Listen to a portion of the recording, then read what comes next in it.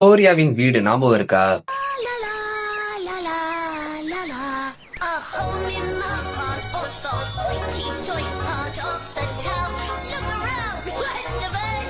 மொத்தமாவே 25 எபிசோடு தாங்க. ஒரே ஒரு சீசன் தான். ஆனா டக்குன்னு முடிஞ்சிருச்சு. ஆனா இன்ன வரையும் மனசுக்குள்ள நிக்குது. மறக்க முடியாத நாள். கதைப்படி பாத்தீங்கன்னா குளோரியாவோட ஃபேமிலி வந்து ஒரு கொஞ்சம் புவரான ஃபேமிலி. ஒரு எக்கானமிக்காக சிட்டிக்குள்ள வராங்க. சிட்டிக்குள்ள வந்து அவங்க தெருவுல பார்த்தா எல்லா வீடுமே நீட்டா இருக்கு. ஆனா இவங்க அதுக்கு ஆப்போசிட்டா இருக்காங்க. ரொம்ப ஒரு நேச்சுரலான குடும்பம். என்னன்னா நமக்கெல்லாம் ஒரு ஏக்கம் வரும் இல்லையா? அவங்க பக்கத்து வீட்டுல இருக்க நிர்மலா ஃபேமிலி வந்து கொஞ்சம் பணக்காரா எலைட்டா இருக்கிற ஃபேமிலி, இன்னொன்னு சுத்தபத்தமா இருக்கிற ஃபேமிலி.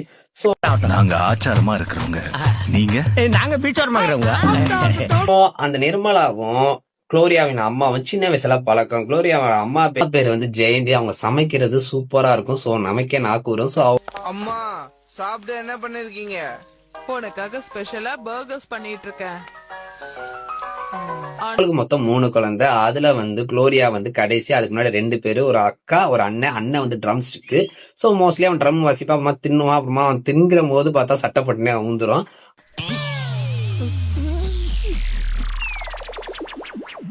அவங்க அக்கா வந்து தான் ஒண்ணு தன் வேலை ஒண்ணு தான் இருப்பாங்க. அவங்க அக்காவை வந்து நிர்மலாவோட பையன் வந்து டேட்டிங் பண்ண ஆசைப்படுவாங்க. இதுக்கு அடுத்து வந்து குளோரியாவோட அப்பா அவர் தாங்க சைன்.